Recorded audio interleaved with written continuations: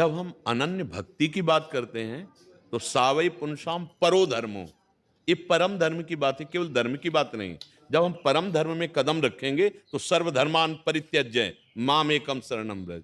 सिद्धांत समझिए, कक्षा 1 का विद्यार्थी, 2 का विद्यार्थी और डिग्री, अंतर हो जाएगा। ये परम धर्म की वार्ता है। लोक धर्म, वेद धर्म इसके सिद्धांत हैं। लेकिन जब हमारे हृदय में मुमुक्षुता प्राप्त करने की बात आएगी, हमें भगवत प्राप्ति की बात आएगी, तो धर्मम भजस्व सततम त्यज लोक धर्मान सेवन सदा साधु पुरुषन जहि काम तृष्णाम। लोक धर्म का त्याग करके भागवत धर्म में स्थित होकर उस तत्व को प्राप्त किया जाता है। तो जब अगर हम एक परमात्मा तत्व को सब में भावना कर लेते हैं तो सबकी सेवा हो जाती है, सबकी कृपा प्राप्त हो जाती है। फिर ये पंचदेव या अलग किसी की उपासना की आवश्यकता नहीं होती। जैसे वृक्ष के मूल में जल चढ़ा दे तो डाल, पत्ते, फूल, फल सबको प्राप्त हो जाता है। ऐसे जितने लोकपाल हैं, यहां तक परमेष्ठी पद में विराजमान ब्रह्मा जी, भगवान शिव, सब भगवान ही है, दूसरा कोई नहीं। और मूल श्री भगवान को जब हम अपना जीवन अर्पित कर दिया, सारी सेवाएं अर्पित कर दी, तो सब प्रसन्न हो गए। जैसे जामवंत जी बड़े ज्ञानी और बलवान महात्मा हैं, वो कह रहे हैं, जामवंत कहा सुन रघुराया, जा पर नाथ करो तुम दाया, ताई सदा शुभ कुशल निरंतर। सुर माने देवता, सुर नर मुनि प्रसन्नता ऊपर, सोई विजयी विनयी गुण सागर, तासु सुजस त्रैलोक उजागर। जिस पर आपकी कृपा हो गई, सुर जितने भी देवता नर, जितने भी मनुष्य, जा पर कृपा राम की हुई ता पर कृपा करे सब कोई। फिर अलग से बात है, इसीलिए वो अनन्यता आ जाती है। बस हमारी जिह्वा, हमारे नेत्र, हमारे मन, हमारी बुद्धि एकमात्र जो गुरुदेव ने नाम दिया, जो रूप दिया, उसी पे हम आसक्त हो जाते हैं। सबकी सेवा हो जाती है, सब प्रसन्न हो जाते हैं। कोई भी ऐसा महापुरुष नहीं किसी भी संप्रदाय का, जब आप ऊंचाई पर चढ़ने लगेंगे तो सबका दर्शन होगा, सबका आशीर्वाद प्राप्त होगा। ऐसे थोड़ी भगवत स्वरूप में स्थित हो जाता है। किसी भी संप्रदाय के संतों में भेदभाव नहीं, जो ऊपर उच्च कोटि के हैं, व्यक्त या अव्यक्त, जो ऊंचाई पर पहुंचा वो सब एक हो जाते हैं, और जो ऊंचाई पर नहीं हो वहीं यहाँ सब एक दूसरे की निंदा, लड़ाई झगड़ा, ये सब बातें होती है। जितने भी देवता हैं, जितने भी भगवत स्वरूप हैं या चराचर हैं, वो सब भगवत स्वरूप, कोई अंतर नहीं। किसी एक को पकड़ लो, वही आपको भगवत प्राप्ति करा देगा। एक को, किसी एक को, लेकिन भगवत भाव से। अगर भगवान में भी भगवत भाव नहीं तो भी बात नहीं बनेगी। जैसे दुर्योधन की, श्री कृष्ण में भगवत भाव थोड़ी है, और विदुरानी जी को भगवत भाव है, तो दरवाजे में जे ही कौन, श्री कृष्ण, प्रेम की उच्च कोटि की दशा, देह भाव विस्मरण, ऐसी स्थिति विदुरानी जी की। भगवत भाव किसी एक में कर ले, भगवान निश्चित मिल जाते हैं। भगवत भाव। एक बार काशी में तुलसीदास जी महाराज, तुलसी घाट है, वहां विराजमान रहते थे।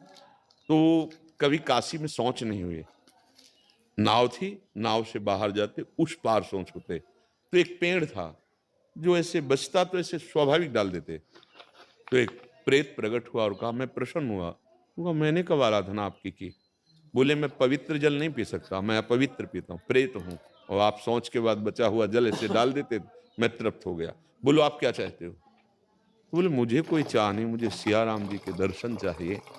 बोले, ये सामर्थ्य तो मेरे में नहीं है, पर मैं दर्शन कराने का उपाय बता सकता हूँ। प्रेत, भगवत प्राप्ति का उपाय प्रेत बता रहा है, जो एकमात्र भगवान में निष्ठ होते हैं, सब जगह से कृपा। बोले, आप जहां कथा कहते हो ना, वहीं हनुमान जी महाराज आते हैं, हनुमान जी के पैर पकड़ लो, सियाराम जी के दर्शन करा देंगे। बोले, हनुमान जी को हम कैसे पहचानेंगे, कौन हनुमान जी?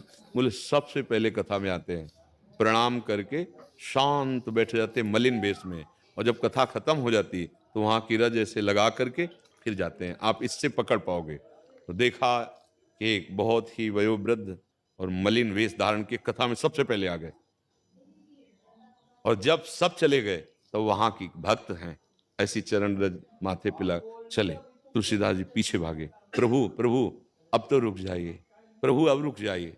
तो ऐसे देखा, रफ्तार बढ़ाई, तो तुलसी घाट से लगभग 1.5 किलोमीटर दूर संकट मोचन हनुमान जी का मंदिर काशी में है ना, वहां तक पीछे गए। फिर हनुमान जी ने कहा, क्या चाहते हो?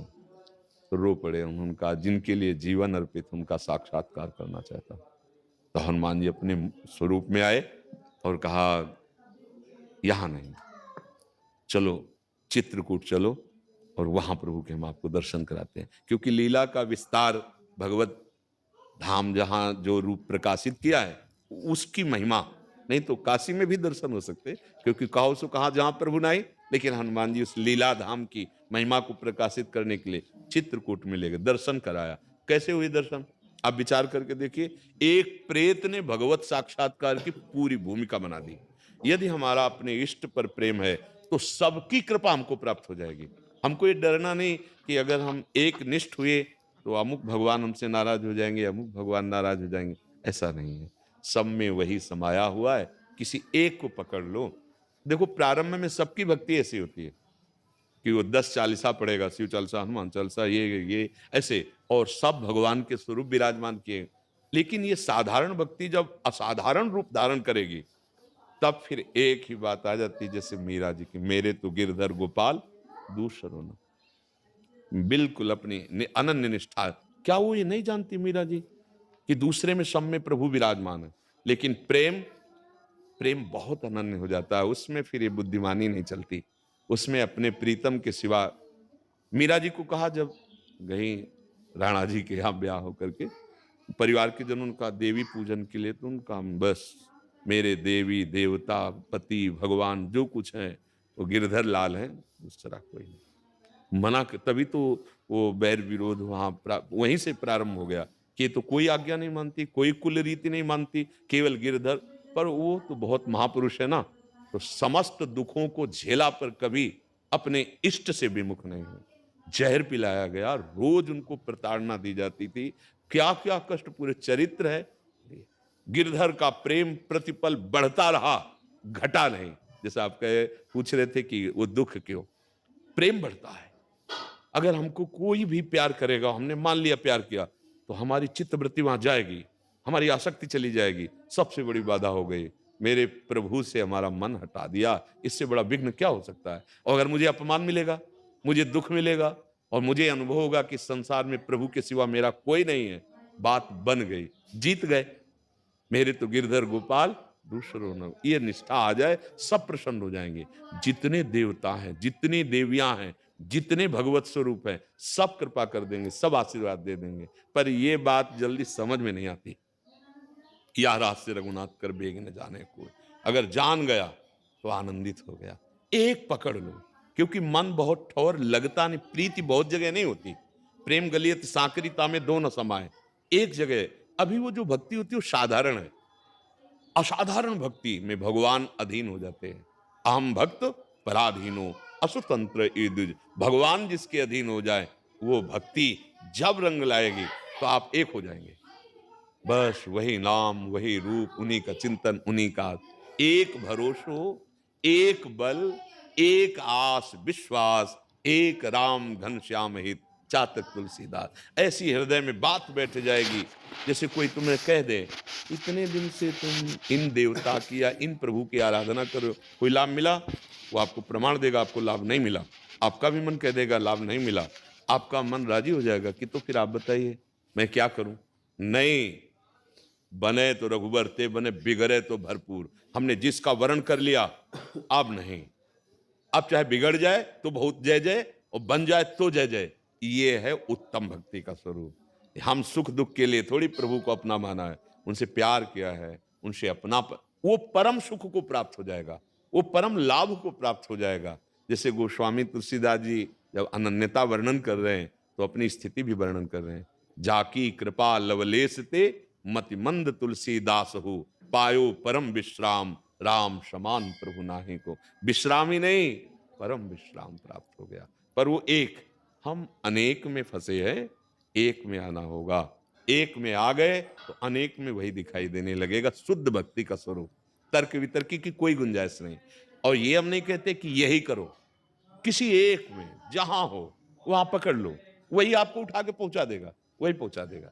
किसी, हम इसीलिए प्रेत का उदाहरण दिया है, वो तो आप देवता की बात करो, किसी एक को पकड़ लो और बस गंभीरता पूर्वक अनन्य हो जाओ, वो उठाता चला जाएगा, आपकी स्थिति बढ़ा। आप गणेश, अंबा, भगवान शंकर, कार्तिकेय, जो भी आपको नाम रूप एक पकड़ लो, वो उठा देगा आपको, ऐसी ऊंचाई पे पहुंचा देगा जहां से आप देखोगे सब एक है। बिना ये अनुभव हुए जीवन मुक्त नहीं होता है, ध्यान रखना। जैसे रामकृष्ण परमहंस जी माता काली में पूर्ण समर्पित, तो वहीं उनको कृष्ण के दर्शन होते थे, वहीं उनको राम जो चाहे वो सब मांग, क्योंकि कृष्ण और काली में इतना भी अंतर नहीं, वही एक ही तत्व है, रूप अलग अलग है, हम एक जगह आ सकते हैं। आपको समझ में आ रही बात? जी।